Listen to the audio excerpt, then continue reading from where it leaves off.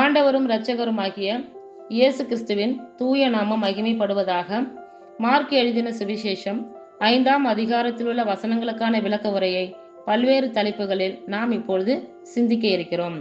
கெரசேனர் பகுதியில் பேய் பிடித்தவரை நலமாக்குதல். அவர்கள் கடலுக்கு அக்கறையில் இருந்த கெரசேனர் பகுதிக்கு வந்தார்கள். இயேசு படகை விட்டு இறங்கிய உடனே தீய ஆவி பிடித்திருந்த ஒருவர் கல்லறைகளிலிருந்து அவருக்கு எதிரே வந்தார்.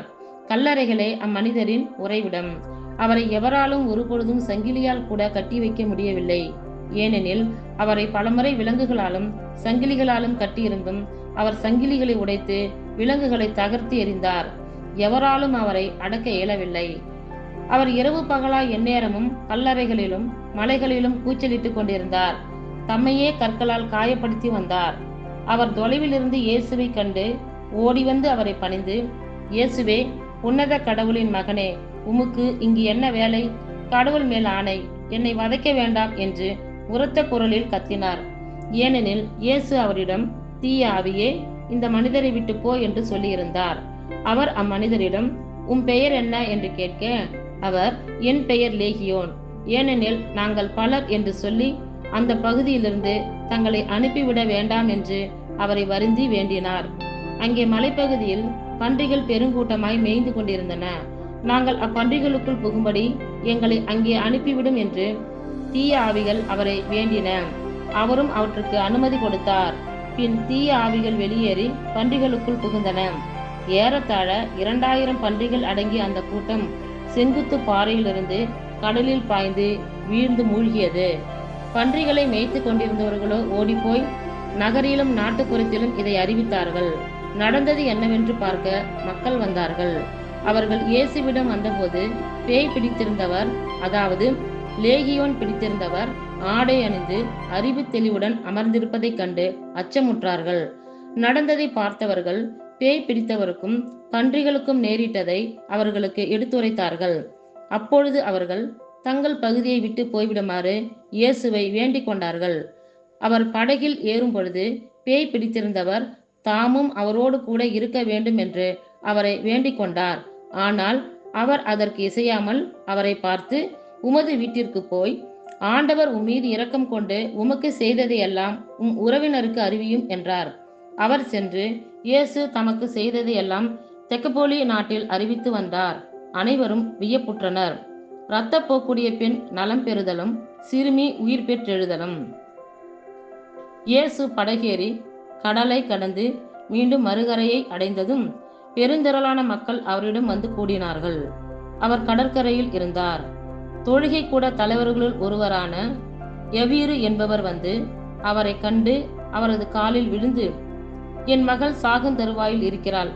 நீர் வந்து அவள் மீது உம் கைகளை வையும். அப்போது அவள் நலம் பெற்று பிழைத்துக் கொள்வாள் என்று அவரை வருந்தி வேண்டினார். இயேசுவும் அவருடன் சென்றார். பெருந்திரளான மக்கள் அவரை நெருக்கிக் கொண்டே பின் தொடர்ந்தனர். 12 ஆண்டுகளாய் இரத்த போக்கினால் வருந்திய பெண் ஒருவர் அங்கு இருந்தார். அவர் மருத்துவர் பலரிடம் தமக்கு உள்ளதெல்லாம் செலவழித்தும் ஒரு பயனும் அடையாமல் மிகவும் துன்பப்பட்டவர். அவரது நிலைமை வர வர மிகவும் கேடுற்றது. அவர் இயேசுவை பற்றி கேள்விப்பட்டு மக்கள் கூட்டத்துக்கிடையில் அவருக்கு பின்னால் வந்து அவரது மேலுடையை தொட்டார். ஏனெனில் நான் அவருடைய ஆடையை தொட்டாலே நலம் பெறுவேன் என்று அப்பெண் சொல்லிக் கொண்டார். தொட்டவுடனே அவருடைய இரத்தப்போக்கு நின்று போயிற்று. அவரும் தம் நோய் நீங்கி நலம் பெற்றதை தம் உடலில் உணர்ந்தார். உடனே இயேசு தம்மிடமிருந்து வல்லமை வெளியேறியதை தம்முள் உணர்ந்து மக்கள் கூட்டத்தை திரும்பி பார்த்து, என் மேலுடையை தொட்டவர் யார் என்று கேட்டார். அதற்கு அவருடைய சீடர்கள் அவரிடம், கூட்டம் உம்மை சூழ்ந்து நெருக்குவதைக் கண்டும் என்னை தொட்டவர் யார் என்கிறீரே என்றார்கள். ஆனால் இதை செய்தவரை காணும்படி அவர் சுற்றிலும் பார்த்து கொண்டிருந்தார். அப்பெண் தமக்கு நேர்ந்ததை அறிந்தவராய் அஞ்சி நடுங்கிக் கொண்டு அவர் முன் வந்து விழுந்து நிகழ்ந்தது அனைத்தையும் அவரிடம் சொன்னார். இயேசு அவரிடம், மகளே, உனது நம்பிக்கை உன்னை குணமாக்கிற்று. அமைதியுடன் போ, உனது நோய் நீங்கி நலமாயிரு என்றார். அவர் தொடர்ந்து பேசிக் கொண்டிருந்த பொழுது தொழுகை கூட தலைவருடைய வீட்டிலிருந்து ஆள்கள் வந்து அவரிடம், உம்முடைய மகள் இறந்துவிட்டாள், போதகரை ஏன் இன்னும் தொந்தரவு செய்கிறீர் என்றார்கள். அவர்கள் சொன்னது இயேசுவின் காதில் விழுந்ததும் அவர் தொழுகை கூட தலைவரிடம், அஞ்சாதீர், நம்பிக்கையை மட்டும் விடாதீர் என்று கூறினார். பேதுரு, யாக்கோபு, யாக்கோபின் சகோதரரான யோவான் ஆகியோரை தவிர வேறொருவரையும் அவர் தம்முடன் வரவிடவில்லை. அவர்கள் தொழுகை கூட தலைவரின் வீட்டிற்கு சென்றார்கள். அங்கே அமளியையும் மக்கள் அழுது ஓலமிட்டு புலம்புவதையும் இயேசு கண்டார். அவர் உள்ளே சென்று, ஏன் இந்த அமளி, ஏன் இந்த அழுகை? சிறுமி இறக்கவில்லை, உறங்குகிறாள் என்றார். அவர்கள் அவரை பார்த்து நகைத்தார்கள். ஆனால் அவர் அனைவரையும் வெளியேற்றியபின் சிறுமியின் தந்தையையும் தாயையும் தம்முடன் இருந்தவர்களையும் கூட்டிக் கொண்டு அச்சிறுமி இருந்த இடத்திற்கு சென்றார். சிறுமியின் கையை பிடித்து அவளிடம் தலித்தாகும் என்றார். அதற்கு, சிறுமியே, உனக்கு சொல்லுகிறேன், எழுந்திடு என்பது பொருள். உடனே அச்சிறுமி எழுந்து நடந்தாள். அவள் 12 வயது ஆனவள். மக்கள் பெரிதும் மலைத்து போய் மெய்மறந்து நின்றார்கள்.